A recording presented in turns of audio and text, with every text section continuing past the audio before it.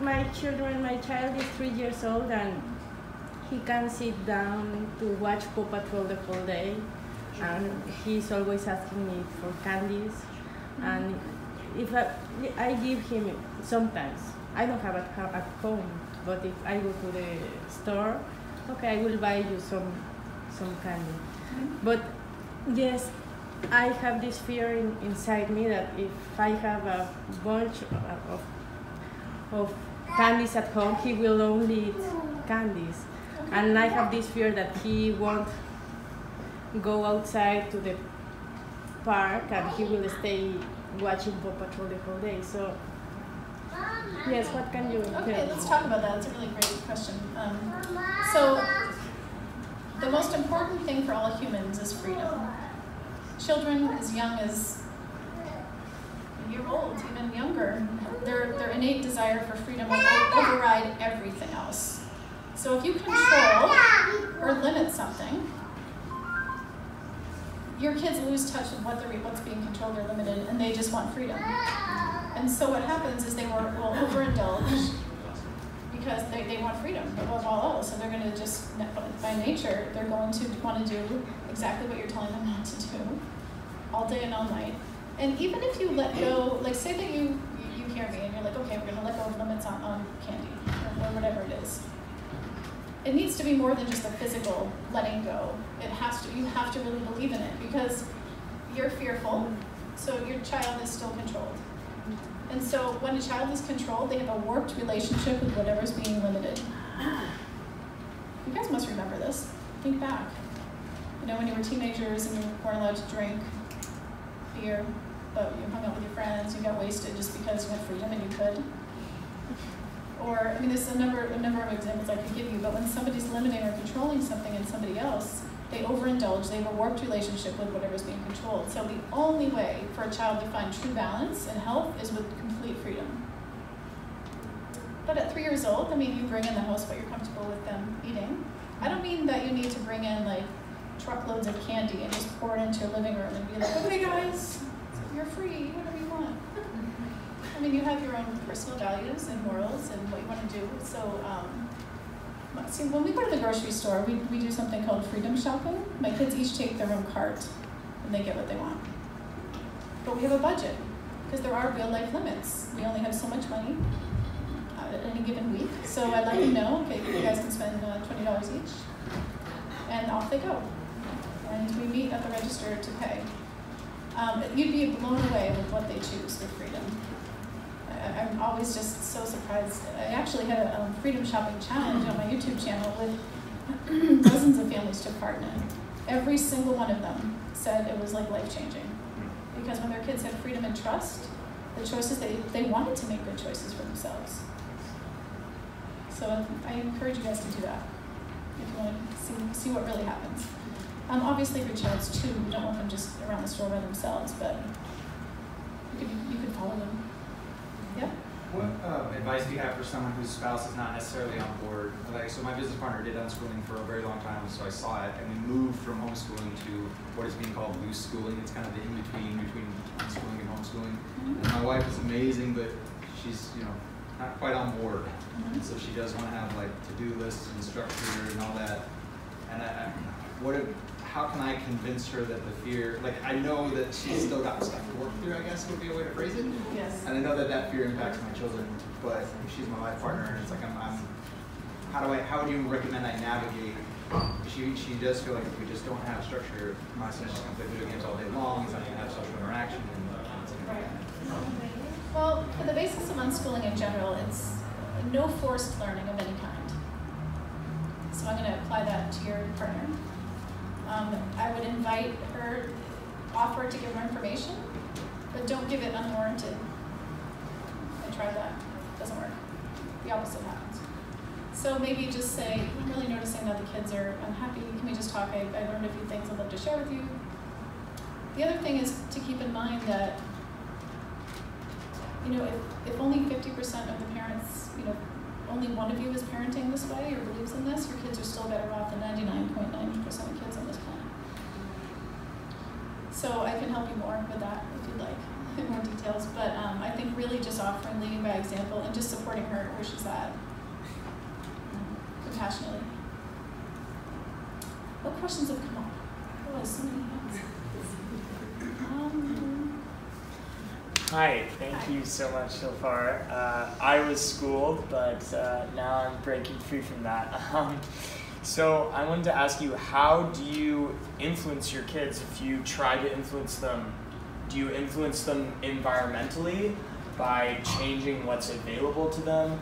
Because you mentioned you put books around to encourage them to read. So I'm just wondering, do you influence them indirectly by modifying the environment, or is it like, do you not influence them at all? You just try to not at all? Well, when they were really little, there's this concept called strewing. I don't know if you've ever heard of it, but unschooling. So you leave interesting things around the house. So I would put puzzles on the kitchen table. Like when they'd all go to bed, actually I usually went to bed before them, so I would wait, I'd wake up and just put like puzzles on the table and put books around. Whatever they're interested in, I'll facilitate, just put stuff around that they could bump into. I put recipes on the table, we make breakfast together. As they get older, it changes because they're just self-motivated learners. They're in a totally different place, so that doesn't happen so much anymore. They just are used to this life. But and when you say influence, can you explain what you mean? I mean, when I grew up, my parents would force me to do things that were good for my health and my financials and whatnot. And I'm wondering if there's any coercion that you apply to your kids. There must be at least like something that you do to try and direct them and guide them, right? So I'm just wondering if there's something you do that is on more of the coercion side. Well, no, never coercion, never force, but we have discussions, deep discussions, and it's always consensual, always. So I don't think that you needed to be forced or coerced to learn what you learned at all. It was a technique that was used, but why wouldn't you have wanted to learn those things anyway? You know, it's really important for people to understand that, you know, reading, writing, and math, for example, schools want to make you believe that they are the only place you can like learn these things. They have all these secrets locked up. It's not true. Reading, writing, and math they're just tools. They're just tools to help you get more of what you want in life. What human being would not want to learn tools to help them get more of what they want in life unless they were forced? Then everything's screwed up. So I never force them, but we talk a lot. We have a lot of discussions, for sure. Great question, thank you. So I have a question about the sort of transition between, like when you can communicate, you know, a very small child, or once you can start talking to them and they can understand, or once they can start understanding you, they can understand certain things are healthy or unhealthy or better for them. But before that, you know, when a child, when a baby or like a toddler, you know, doesn't understand that gorging on cake or something will actually make them feel bad in the long run. I think make things worse. How do you deal with that? Well, I mean, when my kids were really little, I would just go grocery shopping and I would bring them to the house, but I was comfortable with them having no limits with. So I always had that in my mind, that if I buy this box of popsicles, and I would get the sugar-free, organic, natural juice kind, I needed to be comfortable with the fact that they would probably eat the whole box that day. What about when you're at your friends or who maybe don't eat the same things you were? This is a really great question. Birthday party. This is awesome. So, because we live in a partnership-based paradigm instead of the authoritarian paradigm, my kids don't fear me. They don't fear punishment. They like being around me, and they believe what I say. So when I give them information, and I would never embarrass them in front of anybody either, but say we're at a party, I might just give them some information about like that cake. Just so you know, it has, you know, a lot of sugar, and you might want to just chill with it. Just don't go crazy. If your stomach starts to hurt, let me know. So you're kind of like you would a friend or anybody you care about. You give information. And that's the way you do it. And because they believe me, they know they're not going to be punished or hurt, and so they actually turn to me for that, and they, okay, cool, thanks, Mom. Every single time.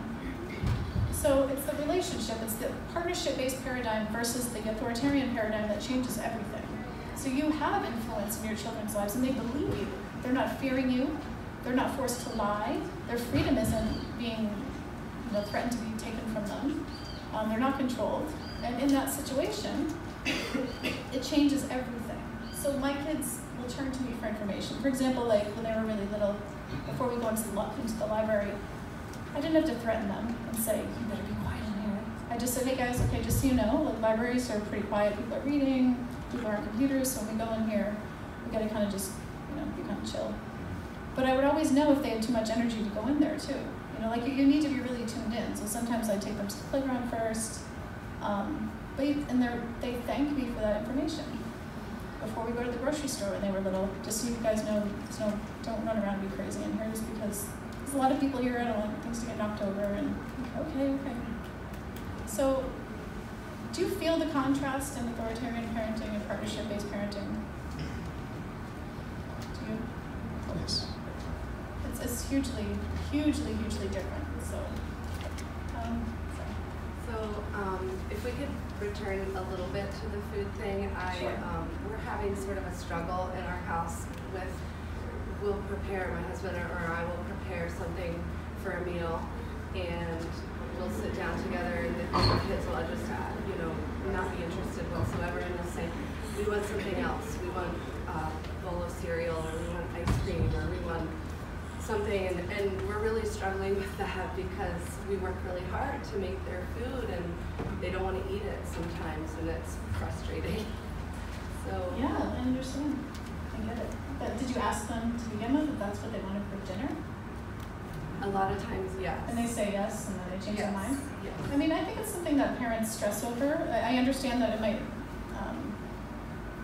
take it personal, and I have to tell you, it drove me crazy when my mother would do this. So think back to when you were children yourselves, and you can find a lot of answers. If I didn't like something my mother made, she would take it personal, and she would sulk and be so mad. I'm so sorry, Dave, that I failed again, or whatever. And I just want chili. It's not a big deal, And so I think a lot of our conditioning runs really deep, and a lot of times as parents, our reaction is based on how we were parented. I would really ask yourself, the story that you're telling yourself in your head, is it true? Or is your child unappreciative of the work you put in? No, they just aren't in the mood for that. It's not a big deal. So just get the other thing Yes. that they want? Yes. Every time? Every time. Okay. But I will give you a tip, okay? So when people hear that, I know this kind of freaks you out a little bit. Just stay with me. So I would take like a muffin tin. I actually still do this with my own girl, and put different healthy snacks and some fun, like cereal or whatever, in each little muffin tin. And I just kind of put it in front of them when they're doing something, and you'd be so surprised with how much of the healthy stuff your kids will eat. When they're not thinking about it, when it's not an actual meal time.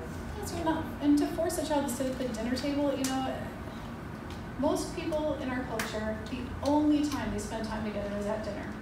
So all this stuff is pushed, the media, commercials, the family table. That's not our life. We spend time together all the time. My kids don't have to sit at the table if they don't want to. They can do whatever they want with their time. Sometimes they choose to, but sometimes I don't even want to sit at the table. I kind of like to hang out on the couch and eat my dinner sometimes. It's just like my downtime. My point is, that's part of deschooling and deconditioning yourself of seeing things in a certain way. You're looking through the lenses, quite possibly, of a mainstream perspective. And so you have to ask yourself, how sad is it that most people are only with their kids at dinner? That makes me so sad to think about. And none of the kids don't want to be sitting there. In our house, we share custody, so children go back and forth from mom to dad, and I appreciate your question of asking that, because I feel as a co-parent and respecting the other boundaries, it comes into play that what I've seen over the years is after you spend 5 days with mom, I spend 1 or 2 days transitioning back to the lifestyle that we're creating in our own home.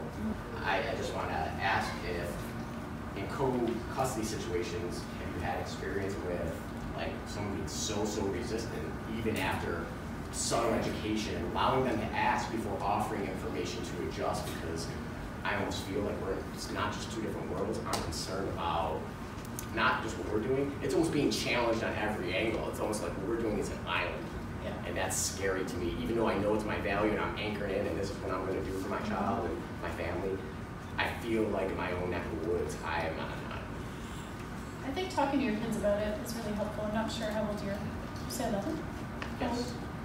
Talking about in a very positive, respectful, compassionate way that mom does things different. We just have different beliefs. She is doing things in a different way, and I think we don't think that kids could adjust well, but kids can. They understand very well, just like you did when you were younger. You went over grandma's house. There were certain rules. My grandmother was super religious, so there was a bunch of things we couldn't do. Then I went back home and we adjusted to our life and philosophy there. So I think kids really do adapt as far as that goes, but really talking about it's important. Being compassionate.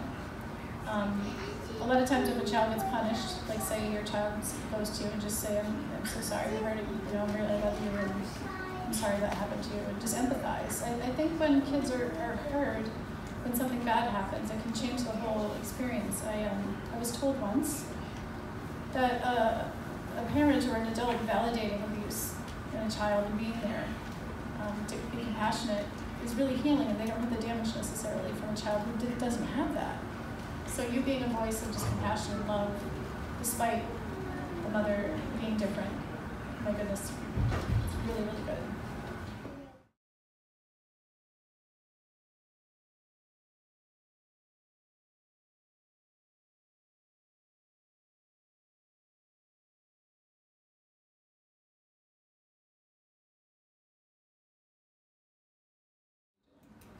So that same zombie look, that same look that people, if a child's reading a book with that same look, parents think it's just wonderful. I think we really need to open our minds and see that just because a child might be interested in technology, whether it's an iPad, a phone, TV, to really not judge it in the way that society does. So I know this is a really challenging one, and for every family there's different morals and values, and some people choose not to have a television. But I want you to really take a look at that fact that if that child had that same look, that same focus on something that you approved of, you'd be so proud. With the exact same behavior, exact same look. So you need to see everything your child's interested in as an extension of themselves, because it is. Everything. Everything your children are interested in, everything they love, everything they're passionate about is an extension of who they are. And they don't see that separateness. So if a parent's judging and saying, that's such junk that you're playing with, or that's such crap on TV, children internalize that deeply, and they feel as though mom thinks that part of me is really bad and broken because I like this show, because I like this game. Something's wrong with me. And so I'm going to lie. I don't want her to know that I'm seeing this because it hurts me. There's so much internal dialogue that goes on when you judge your child's interests and choices. Now with true freedom, it is very different. If those things, and I'd love to ask more questions, are limited at all, a child will want to do nothing but what's limited or controlled. So I don't believe that there's necessarily freedom in that situation, because if there was, then children can really tune into their bodies. They can feel when it's too much. My son Orion, he loved gaming. He'll say, I need to step away from the computer, my eye's hurting. He gets headaches sometimes, and so he's like, I'm getting a headache, Mom, I need time away, let's go outside. And so when children have freedom, they can tune in to when something is harming them, whether it's food or technology. Gaming is very in-depth and it takes hours. But my kids, because they're not limited, they can feel. And I don't yell at him, I don't get mad at him and say, well, that's it for the day, you're not playing. I said, do you want to go outside, buddy? And when are we going to go out, or you want to come lay on my lap?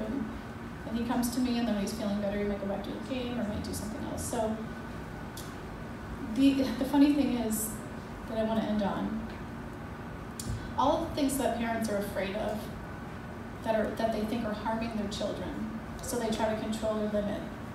It's a self-fulfilling prophecy, because that's the limiting and controlling that's hurting your children, not the things being controlled. It's exactly what it is. The limits and controls, judgments, that is what's damaging your children more than anything. So, why don't we end here?